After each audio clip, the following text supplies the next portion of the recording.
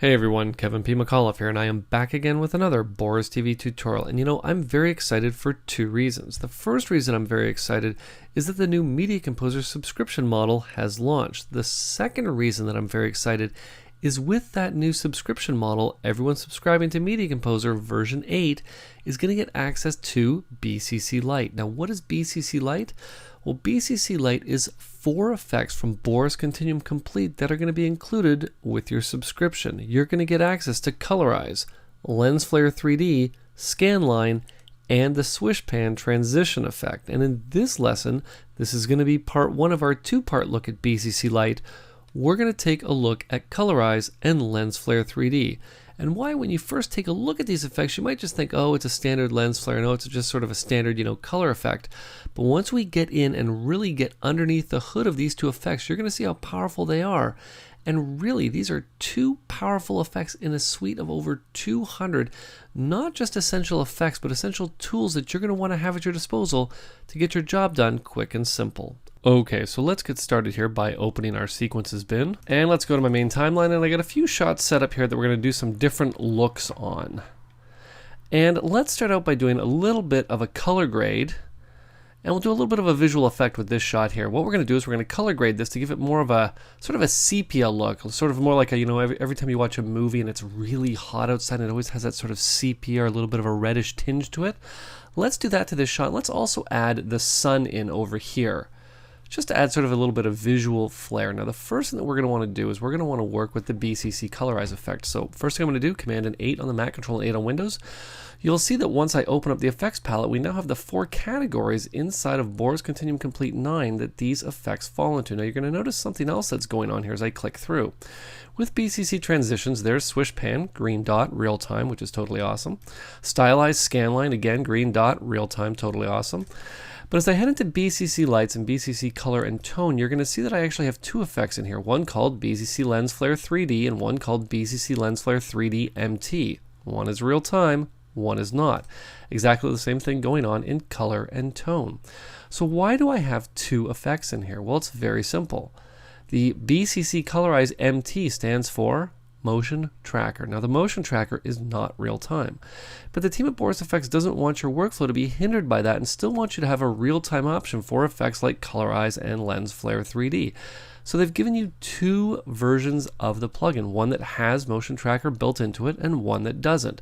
Now, we're going to get into Motion Tracker in a few minutes. We're just going to sort of put that on the back burner. Let's start with BCC Colorize. I'm going to take BCC Colorize, drag and drop it down onto our shot, and we get a very cool 2-tone look here. Now, this is in a lot of cases a look that people actually do want to achieve, but we want to do something a little bit different. Now, one thing that I always sort of like to do when I'm working, especially on shots like this, is I like to create what I always like to call sort of the Michael Bay sky shot, which is basically to take sort of a filter. It could even be putting it over top of the camera to give the the sky a bit more punch to it or something like that. But what we want to do here is we want to do something a little bit different. We actually want to do the reverse of that. What I'm going to do is just bypass this effect for a second. What I want to do is add sort of that little bit of a reddish, little bit of a hotter look down here and in the trees and on the wall and the people, but I want to leave the sky as blue.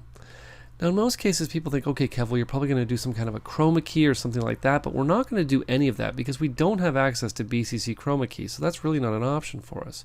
Believe it or not, we can actually do all of the keying work that we want to do inside of the actual Colorize effect itself. Now, it's not exactly a key, because it's not a chroma key or a luma key or anything like that, but you're going to see the type of key that I'm talking about or the type of removal that we're talking about. Okay, now, in most cases, people come into an effect like this, and they're going to start coming down, they're going to start saying, okay, well, what do I do? Let me just unbypass the effect here just for 1 second. They're going to come down and they're going to say, okay, let's take like color 1 and let's just sort of make it, oh, I don't know, green, and yeah, okay, and then we'll sort of take, I don't know, color 3 here and we'll make it, I don't know, sort of red. And at this point, it's really not looking the way that they want. They kind of get frustrated and they give up. Now, what I'm going to do is just head right back up to the top here. And let's actually set everything back here to the default look. There we go. Because what I want to do is I'm going to start out with a preset. Now, the great thing with Boris Continuum Complete 9 and these specific effects themselves is that they come with a staggering amount of presets. Now, the full package of BCC 9 comes with over 2,000 different presets, over 200 effects, 2,000 presets. Now, with the Lite version, you are getting these 4 effects and all of the presets that come with them from BCC 9. So how do we access these presets? Well, anyone that's familiar with BCC 8 is going to know that to access a preset, you can come down here to the preset dropdown and just basically come down and start clicking on the different presets. Or what you could do is just say, show me the next preset, show me the next one, show me the next one, show me the next one, etc. Now, obviously, that was a bit of a long way of working, and especially if you had a producer that said, oh, I like the one that you showed me 4 versions ago. Okay, well, not that one, maybe the one before that. And then it gets really, really complicated and ends up taking more time than it really should. But inside of BCC 9 and these 4 effects specifically, what we have access to now is the FX browser. Now, what is the FX browser? Well, the FX browser, if I call it up here, is a way for you to get in and view all of the presets that are associated with this effect. You'll see that I can click through and choose any one, and the best part is that I have a visual thumbnail over here showing me exactly what these presets look like. And the best part is that as you create your own looks and save them, they'll appear here inside the FX browser. Now, I'm not going to go into any more detail about the FX browser. Why not? Because I've done dedicated tutorials for the FX browser that you can find on the Boris Effects website. So for right now, let's just pick a look. And I think I'm going to go with my Heatwave 40% original. This is looking pretty good. I'm going to come down, I'm going to say apply. So there is our look. Now, like I said, in most cases, what people would want to do is they'd want to do some sort of a key so they could key the sky up. But we're not going to do that at all. What we're going to do is we're going to use a built-in tool inside of Colorize. And in fact, this parameter is actually available to you across pretty much every plugin inside of BCC 9, and that is the Pixel Chooser. I'm going to come right down to the bottom, and you're going to see it's sort of hidden away right here. Just one little drop down. Technically, it's a checkbox on a drop down, but one little drop down that simply says Pixel Chooser off. All I'm going to do is I'm going to turn Pixel Chooser on. As soon as I do, nothing happens because I haven't defined what exactly it is that I want Pixel Chooser to do. Now, I'd mentioned before about the Michael Bay film look with the sky. Now, how you'd achieve something like that is actually very simple. What I'm going to do is I'm going to come down to the Pixel Chooser region here. You'll see that I can come down and I can determine a shape. Now, I can come down and I can actually create and define regions pretty quick and pretty simple, just kind of like this. And you can see that you could quickly create some very cool looks with the Pixel Chooser. We can have an inside rectangle, an outside rectangle. This is how you could create looks where you sort of have a bit of a gradient where sort of the outside is black and white and the inside is going on in color. What we also have access to in here is ovals and things like that. One thing that I also do want to mention that we have access to in here is something called custom. Now, as soon as I select custom, nothing happens. The reason that nothing has happened is because I haven't defined the custom area that I want the Pixel Chooser to affect. Now, to do this, you'll see that if I come over here and I start clicking, nothing happens. It's because I haven't told the effect that this is exactly the tool that I want to use. I'm going to come back to the effect editor here. I'm going to navigate right up here to the second button called Custom Spline UI, and as soon as I click on that, I can now define an area that I want to have affected. Now, you're going to see that it's way over here. Now, the reason that that is because if I come down here, you'll see that my position is off. If I just set my position back to 0 and 0, there we go. It's because, of course, I was dragging that rectangular shape over here, and the center point ended up way over here in the upper left-hand corner. But you can see that you can get in and create some very cool custom shapes very quickly and very easily. Now, what I'm going to do here is I'm just going to reset everything back to the default here. And let's actually, instead of going back into the FX browser, I'm just going to come here, and I know which preset it is. It's this one right here. So let's get in and let's actually do that key that I was talking about using the Pixel Chooser. So again, what we're going to do is turn Pixel Chooser on. And we're going to come back down here to the bottom, and what I want to do is I actually want to twirl down PC Matte. I'm going to twirl that down, and it's going to ask me what matte channel do I want to use. Now, in most cases, a simple Luma key is obviously dealing with just luminance, but you'll see inside of the Pixel Chooser matte, we do have a whole ton of different options in here at our disposal. We have Luma, red, green, blue, alpha, saturation, etc. Now, in this case, we are actually going to be doing a Luma key. So all I'm going to do is simply say Luma, and you'll see that we kind of got some interesting look going on now, where the Taj Mahal in the background is having the red color that we put on here, but everything else is sort of the same color. This isn't quite what I want. Well, let's see exactly what is going on here. I'm going to come back over here to the Pixel Chooser, which is turned on, and what I'm going to do is I'm going to say, show me the chosen pixels. So basically, show me the pixels that the Pixel Chooser is using. So there we go.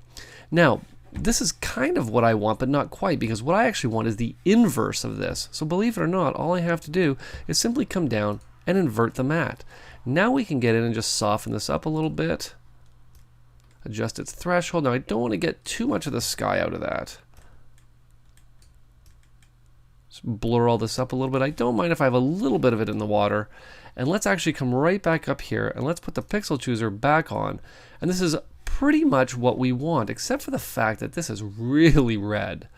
Obviously a little bit too much sepia, a little more than what we wanted, but the sky is actually looking exactly the way that we want it. So how do I get in and adjust this? Well, it's actually very simple. All I'm going to do is come back up here and let's mix this with the original, because that is more of the look that I'm going for. Now let's take a look at the before and after here. So I'm just going to come up, we'll bypass the effect. You'll see that blue is gone. And to be perfectly honest, you could very well have gone to the Taj Mahal and shot this way. It's given it that really realistic look. Now if I wanted to add a little bit of blue back to the water here, that's actually very simple to do. All we're going to do is we're going to come down into the gradient HSL, and I'm just going to adjust the lightness a little bit here. I'll just give a little bit of blue back to the water. There we go. Okay, now if I come up and I show you the before and after again, there's the before, there's the after. You'll see a lot of blue is now back in the water, but we still have maintained that little bit of a sepia that we were going for to really enhance this shot. Okay, so let's get in now and let's add a lens flare over here, sort of like it's setting over top of our wall here. I'm going to come back to the beginning here. Actually, I think what I'm going to do is I'm going to come to about, no, let's actually come right back to the beginning. So what we're going to do is I'm just going to come right back to the beginning here, and let's just close the effects editor here just for 1 second, and I want to come to the lights category for our lens flare 3D. Now I'm going to take lens flare 3D, hold Option on the Mac, Alt on Windows, so that we can double up on these effects. What we're going to do is I'm going to step back into effects mode here. Shift and Y is my shortcut for effects mode. And what I'm going to do is I'm going to again come back to the beginning and let's place our lens flare. Now actually before I do that, let's actually pick our preset here. And sure, why don't we go back into the FX browser. Now what I'm going to do for my preset here is I'm just going to come up to the top here and we could actually type in, what I'm going to do is type in DD. Now why am I typing in DD? Well, the reason I'm typing in DD is because the senior product manager, one of the senior product managers for BCC9, Dirk de Jong, is actually got a really good hand at making some very cool presets. So the ones that he's created are the ones that have DD tagged on the end. And they are some really cool, really realistic looking lens flares. I personally like this one here. It's very nice. A little bit too bright for what we're doing. I think I'm going to stick with the OmniMax DD right here. I'm simply going to say apply. Let's take the lens flare, and believe it or not, I'm going to stick it right over top of this guy's head because that's pretty much where I want the lens flare to be. Now let's just enhance our lens flare just a little bit here. Let's turn our discs on, let's turn our hollows on, turn some glows on here, and we'll turn the faded ring on. That's looking very nice. What we can even do here is we can just adjust its intensity just a little bit. There we go. Okay, now we always have a bit of a problem going on here, which is our guy there is actually right over top of our sun. Now, of course, in the real world, if he was over top of the sun, the flare wouldn't be there because we wouldn't be able to see the sun.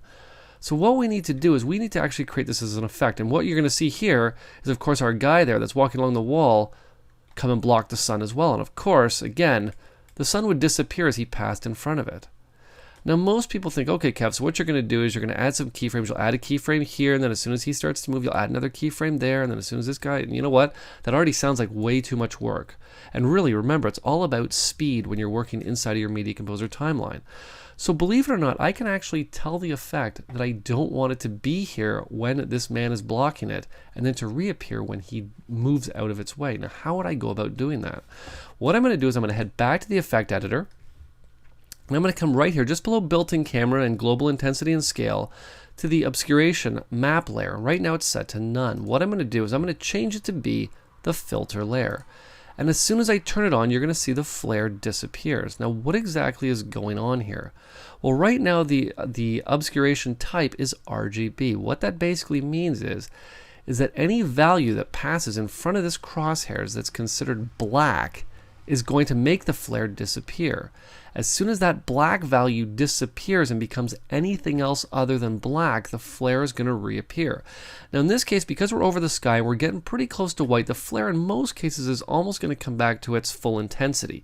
But because remember, the sky is not exactly white, it's not going to go all the way back to the way it looked before. So unless you're dealing with, complete black, complete white, you're not going to get the full flare back. So it's obviously going to vary based on your shot. But you're going to see that what happens is that as this guy moves out of the way, boom, the flare reappears. And take a look at what actually happens. The flare just doesn't switch on and off. I'm just going to move frame by frame here. You'll see that the flare right there starts to appear and then appears in full as he moves out of the way. Now this is totally awesome because what's going to happen is that as soon as this guy passes in front, the flare is going to disappear. Except for one problem. Remember, when this guy here was standing over top of the flare, his head was pretty much a value of black. So the flare, if I step out of effects mode here for a second, completely disappeared. The problem is that with the guy on the wall that follows him, you'll see that he passes, but if I step out of effects mode here, the flare is still there. But we can actually adjust that by simply coming in and adjusting the threshold. Now I'm just going to adjust it, and as soon as I get to a certain point, it's just going to disappear. There we go. Boom. Okay? Let's step back out of effects mode. Let's see what this is going to look like now. So there we go. He steps out of the way. Very nice. Let's see what happens with our next guy as he comes in. He disappears. Perfect. And he stands there, and that's exactly the way that this shot would look. Very cool. Now, of course, to look at the final composite, what I'm going to do here is I'm going to step back into effects mode here. There we go. I'm going to twirl down Colorize because I bypassed it. So now if you take a look at what we now have the lens flare and we have the Colorize effect. I'm just going to come back here and hit play. And there's our effect playing back. Oh, by the way, in real time, two effects on top of each other. And take a look. We've now created an awesome composite from an already good-looking shot, but the power of the effects inside of BCC have just taken this to a whole new level. Very, very cool. Okay, so let's talk about another instance where you would use an effect like Lens Flare 3D to create a very realistic looking situation. Okay, now, so for our next shot, what we're going to do is we're going to take this shot here, and what I want to do is I want to add the sun up here in the upper right hand corner. Now, as you can see, this is a very shaky shot from the back of a bike or maybe from a car. Very shaky. Now, this is a situation I would never keyframe. This is where the motion tracker capabilities of Lens Flare 3D are going to come into play. So what we're going to do, head back to Lens Flare 3D, but we're not going to the real-time one, we're going to the motion tracker version of it. So I'm going to take the motion tracker version, drag and drop it down into our shot. You'll see the lens flare appears over here on the image. I'm going to step into effects mode. And let's first of all choose the lens flare look that we're going to want to use. Now I think the one that I'm going to want to use here is right down here, Digicam Sun DD. That looks like a pretty good sun. And what I'm also going to do here is I'm just going to come down to the light flicker. We'll just take that, I'll just drag it way up. We'll take the amount, drag that way up. We'll take the auto shimmer, we'll do the exact same thing. You can see I'm not being very specific here. And we're going to take this and we're going to place this up here in the upper right hand corner. Now believe it or not, I'm not going to take the lens flare actually and put it up there. We're going to have the effect do that for us. But let's set up our track first. I'm going to come right back to the beginning here. And what we're going to do is tracking inside a Media Composer, or in a lot of trackers in general, always works best when you're dealing with very bright values and very dark values. So I think what I'm going to do is I'm going to put the sun right about there. So let's come to the effects editor. Let's come all the way down to the bottom, because right down here at the bottom, I always tell you, always look at the bottom of these effects for all the great little sort of hidden gems that you're going to find in them. And of course, we were talking about Pixel Chooser before, but now we're talking about Motion Tracker. So you'll see here's Motion Tracker right here. All I'm going to do is simply twirl it down just like such. And I'm going to come down, and to get the tracker to appear on the screen, what I need to do is I need to tell the tracker to track on the fly. Now, as soon as I do, you're going to see that the tracker has now appeared right here. All I'm going to do is take its center, drag it over here, and position it right about there. Now you're going to see right now, I was talking before about tracking bright and dark, sort of that's a good place to track. Well, you'll see right here that the input channel is set to luminance, so that is exactly what it's going to do. But if I drop that down, you'll see that we can get in, we can track saturation, we can track red values, green values, or even blue values. But like I said, luminance is what we're going to be tracking here. And believe it or not, to start the track, all I need to do is simply hit the space bar. And we're going to let it track most of the way through. And what's going to happen is that at some point right about right about here, I think, a big truck is going to pass in front, which is going to mess up our track, but that is okay. Because after this, the building is blocking that, and really we're not going to see the sun anymore after that point. Now, what I want to do after I've sort of defined this tracking range, you'll see the tracking range is defined by the green bar. What's important to keep in mind is that as soon as we get to about here where this truck passes in front, which would be right there, we don't need the track anymore. We need it up to this frame. So what I'm going to do is at this frame, we're actually going to fade the track out. So this is going to be the last frame that we're going to need of our track. So what we're going to do is we're going to set the end tracking frame. What I'm going to do is I'm going to set that to be a value of something like 80. Now you'll see right now the outside of trim range for at least one tracker is set way back here. So all I'm going to do is I'm just going to use the up and down arrow keys to redefine this area to right there. Perfect. So now anything beyond that, you'll see if I move down, outside of the trim range for at least one tracker. That's great. So no more motion tracking after that point. What I'm going to do is just step back a frame. Now this frame here, our lens flare is going to disappear. So let's actually just add that in. All I'm going to do is just come right back to the top of the effect. I'm going to come to the, we'll do the global intensity. Sure, why not? I'm going to right click, add a keyframe. Let's go back one frame. We're going to add another keyframe right here. Let's just zoom in a little bit here just so we can see exactly what's going on. There we go. And let's set our global intensity to be down at 0. Now in most cases people get excited and they're like, this is awesome. So they step out of the effect and they can still see that tracker there. Not quite what we want. So let's step back into the effect. Oh, okay, I remember what it was. I'm going to come back down here to the bottom. I'm going to turn off track on the fly. Let's step out and let's take a look. Nope, the flare's not doing anything. I can see it actually pulsing like we'd set it to do before, but it's not doing the track. Well, something must be wrong with it. Well, it's not that it's not working right, it's that I'm not working it right. Remember, what's important to keep in mind is that in many cases, once you put the lens flare up here, it's going to be hard to see exactly what is going on with your track. So the last thing that you need to do to actually get the effect to go is to simply apply your motion track to your light source. And there we go. Now we need to give this a quick render because you'll remember that I'd said before that anything that has motion tracking associated with it is a blue dot. So what I can do now is simply come back to the beginning, we'll hit play, and there is the sun that's going to disappear as soon as that truck drives in front of it. Now let's set something else up here that's kind of interesting because what we know as far as lens flares go is that the closer that they get to the edge of the frame, the brighter that they get. Because what's happening is we're getting to sort of the edge of the lens. So let's actually get in and let's define that. And how we do that is actually very simple. What I'm going to do is up here in the lens flare 3D actual effect itself, I'm going to come down to the flare trigger parameters. I'm going to twirl that down. And what we want to do is we want to have the flare trigger or actually get brighter the closer it gets to the edge of the lens or the edge of the frame. So all I need to do is simply turn that on. You're going to see that as soon as I do, nothing has happened. Well, that's because we haven't really defined what the edge of the frame is. What I'm going to do is I'm going to say draw the trigger edge area. You're going to see that we've got a little bit of it around the edge, but all I need to do here is we can actually adjust the edge distance. Just like that. And we can also adjust the intensity. Now I'm just going to set this way out here, just for the purposes of what we're doing. I'm going to turn that off for a second here. And you're going to see that as we get closer to the edge, the flare is actually getting brighter, just like that. Now remember, I haven't added any more keyframes or anything like that. You'll see that as we're over here, this is more sort of what we had started with before I put that edge trigger on. Let's give this another quick render here. You can see the versatility of these effects and just really the staggering amount of parameters that you have to get in and adjust. And let's take a look at this now. A little bit different than what we had it before. And as it gets closer to the edge of the frame, it's going to get brighter, and then that truck is going to eliminate it. Very cool. So an ultra realistic looking lens flare, all by tweaking a few parameters and using the power of motion tracker that's built in to this version of the effect. Very, very cool. Okay, so let's wrap part 1 up by taking a look at another cool, almost hidden little parameter inside of Lens Flare 3D that again you can find across many of the effects inside of the BCC 9 effects package. And I'm talking about Beat Reactor. Now, what is Beat Reactor? Well, anyone that's familiar with After Effects is familiar with the ability to edit parameters or to animate parameters of effects to the beat of a music track.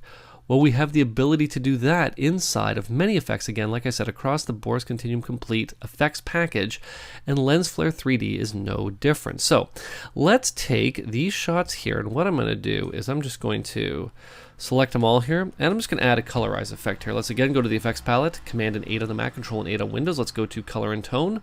Let's just Option double click on Colorize to apply that to all of the shots in here. Very nice. Let's just get in. We'll just tweak this a little bit here. I'm not going to do anything crazy. We'll just adjust the white point a little bit, adjust the black point a little bit. That's not too bad, just like that. And I already have an effect for Lens Flare 3D that I have saved out as a preset. So let's take Lens Flare 3D again, Command and 8 on the Mac, Control and 8 on Windows. Let's come to Lights. Let's come to Lens Flare 3D, not the motion tracker version, just the regular version. Option drag onto our shot. There we go. I'm going to step into effects mode. What I'm going to do is I'm going to load a preset that I have saved here on my desktop. There it is right there. I'm just going to say open, and we'll just have it stretched to fit, and we'll have it start at the first frame, and you can see it's nothing fancy. Let's just step out of effects mode here. Nothing fancy. It's just a very cool little lens flare that just moves across the screen. Now, something that I should point out here is that I'm just going to lower my audio here just a little bit, just so it doesn't blow my head off here in my headphones. There we go. I'm going to come back to the beginning here. I'm just going to hit play. So there is the track of music that we're going to be using. Now, what's important to keep in mind is that how Beat Reactor works is that Beat Reactor relies on external audio files, meaning audio files that are outside of Media Composer. So whatever you're going to want to work with Beat Reactor, you're going to want to take that audio clip and you're going to want to export just the range that you want to do your Beat Reactor effects to onto your desktop or onto an external drive or something like that, so that you have easy access to it. Let me show you what I mean. What I'm going to do is I'm going to step back into effects mode for Lens Flare 3D. I'm going to come all the way down to the bottom of the effect, and right down here at the bottom, one tiny little checkbox almost hidden away, enable Beat Reactor right there. I'm simply going to enable it, and as soon as I do, the whole screen goes black and I'm told no external media file has been selected. Please use the external file button to choose an external source. All I'm going to do, of course, do exactly what the effect tells me. Let's select that external file. Here it is right here. I can simply hit the space bar to preview it. Very nice. All I'm going to do is simply say open. And as soon as I do, I now have, if I come back to the beginning here, I now have an audio spectrum of exactly what's going on with my audio. So all you would need to do is sort of choose the range, depending on what the music is doing, of the effect. And I'm going to stick with sort of the drum section, which is sort of over here on the left-hand side to do our little animation here. And what we want to do is we're going to animate the scale of our flare so it's kind of pulsing as it moves across the screen. So let's come back to the beginning here. There we go. And I'm going to sort of define this range right sort of in here, this kind of little bit of a rectangle. I'm going to come back to the effects editor. Let's just close the audio mixer here. And again, we're going to make sure that we're down at the bottom of the effect. And inside of Beat Reactor, we actually have 3 different parameters that we can use. We can use global intensity, global scale, light source X or Y, or flare intensity. And you'll see that we can choose 3 different ones to work with at any given time. Now, for the purposes of what we're doing, we're just going to stick with 1. What I'm going to do is I'm going to drop that down, and I'm simply going to choose global scale. Now, as soon as I choose that, the screen goes almost white. Reason being is that right now, what's happening is that the effect is being added to the value. So let me come all the way back up to the top. We chose global scale. So if I come all the way back to the top, global scale right now is set to a value of 1. You'll see that the output minimum is 0 and the output maximum is 100. 100 is huge, considering you'll see that if I actually turn this off for a second, let's just set that to be unused. If I come back up to the top here and I start cranking global scale up, you're going to see that really its maximum value is right up here at about 10. So really we don't need to get that crazy. So all I'm going to do is come right back down to the bottom. Let's come back to our parameter A. I'm going to choose again global scale. But what I want to do is instead of adding to the value, we're just going to replace the value. And let's just set the maximum value here to be something like, I don't know, 6. Okay? There we go. That's a little bit better. Now we're choosing way too much of the audio spectrum here. So let's just choose about here. And we'll grab the other one here to define the range. And we're going to sort of define this range about there, I think is pretty good. Okay, that's looking, you know what, let's just slide this over a little bit. I don't want that one on the left here. Very nice. Now, of course, if I step out of the effect, what's important to keep in mind is that much like you saw inside of Motion Tracker, if we don't actually turn the audio spectrum off, it's going to stay on the screen, which actually, you know what, is kind of a cool effect. Not the effect that we're sort of going for. So all we have to do is actually step back into the effect. We can come right back down to the Beat Reactor section. Up in Beat Reactor, you'll see it right here, show graph. We're going to set it to be no. There we go. Now all I have to do is come back to the beginning. By the way, this is in real time. Now, the only thing is that what's happening is that as I'm playing this, as soon as the beat hits, the effect is immediately being cut off. And I don't want to have that happen. What I want to do is actually have the flare scale gradually fall off instead of just being hard cut off. And of course, we have the ability to get in and do that as well. It's right down here. You're going to see right here inside of audio apply options A, right down here at the bottom, fall off unused, which means immediate. Boom, cut right off. What I'm going to do is I'm going to drop that down. I'm going to change it to be, let's change it to be linear. Now you'll see as soon as I do that, the flare appears back up here. I'll leave the fall off time at ½ a second. So now we're going to have a bit of a different look. Nice. You'll see that the flare with that beat almost acts like an actual transition between these shots. And if we wanted that to be a little bit more pronounced on those cuts, what we could do is just come back to one of those edit points here. Right about, let's find it here. I could go by the audio, but that's okay. Right about there. And we could even come back into the effect here. All we'd have to do is come back down to Beat Reactor. We could just bump up the output max to be something like 8 to give it a little bit more of a transitional type of look. Very cool. And of course I could get in and define whatever range I wanted to in the spectrum to really create whatever type of effect that I want to. Okay, now one last thing that I do want to show you before I wrap up part 1 of this lesson. Okay, so let's step back into effects mode here. And I want to show you another cool feature of Lens Flare 3D. And right now we're just working with the built-in lights. So let's actually come back to one of these shots here. These ones right here. Very nice. Okay, and what we're going to do first of all is I'm going to actually turn a lot of these parameters off. Let's turn polygons off, hollows off, stripe off. I'll turn chroma fan off too. Okay, I'm also going to come down and I'm going to set the output max of Beat Reactor to be something like, I don't know, about 1.5. So very minimal. You'll see if I come back.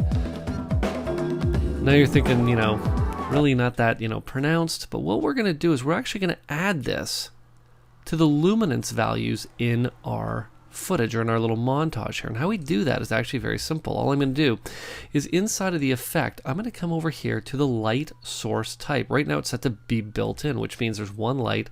That's where the lens flare is coming from. But what I'm going to do is I'm going to switch that to be luminance.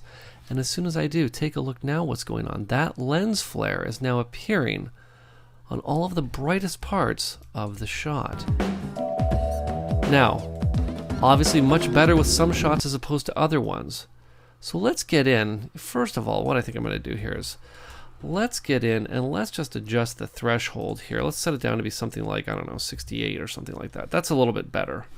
And what we're also going to do is I'm actually going to take this effect and we're going to copy it into the clipboard. And what we're going to do is we're actually going to put this clip on V2. So let's actually step out of effects mode here. We're just going to drop it into V2. Just like such. So basically what we now have is the effect one on top of the other. But what we're going to do is on V1, I'm actually going to remove Lens Flare 3D altogether. We're just going to stick with our Colorize effect. And what I'm going to do here is I'm going to do a little bit of a top and bottom crop here. So let's just crop down to about here. We'll crop up to about maybe the bottom of this guy's bike here. Let's just soften it a little bit here. That's not looking too bad. And now what I'm going to do is I'm going to head back to the top layer that has our Lens Flare 3D on it. You'll see I can activate it just like that. And what I want to do now is head back to the effects editor. We're going to come back down to our light source luminance. But the difference now is that our map layer is not the filter layer. It's actually the first layer below. And as soon as I do, I've now defined just that sort of middle area. You can see where more or less the lights are on the bike and gleams off the edges. And what's important to keep in mind is that this has now become a pretty complex effect with actually a few different real-time effects applied on top of each other. And depending on your system, obviously performance will vary. So in most cases, what I like to do is I just like to render this out because the render doesn't take that long. It takes about a minute to a minute and a half. But what I did is I actually spruced this up just a little bit here. And I rendered it out, and this is what the final composite would look like. And you can see what a very cool lens flare effect we have going on, coming from the luminance of the shots. And this is just really scratching the surface of what Lens Flare 3D can do inside of your Media Composer timeline. Okay, so coming up in part 2 of our look at BCC Lite, we're going to take a look at scan lines and swish pan, and you're going to see that much like Colorize and Lens Flare 3D, there are two fantastic effects, obviously an effect and a transition, that you're going to be able to get in and alter in so many different ways. You'll be able to use them in any project you happen to be working on. So if you have any questions, you have any comments, or you have any tutorial requests, you can send them to support@borisfx.com. This has been Kevin P. McAuliffe. Thanks a lot for watching.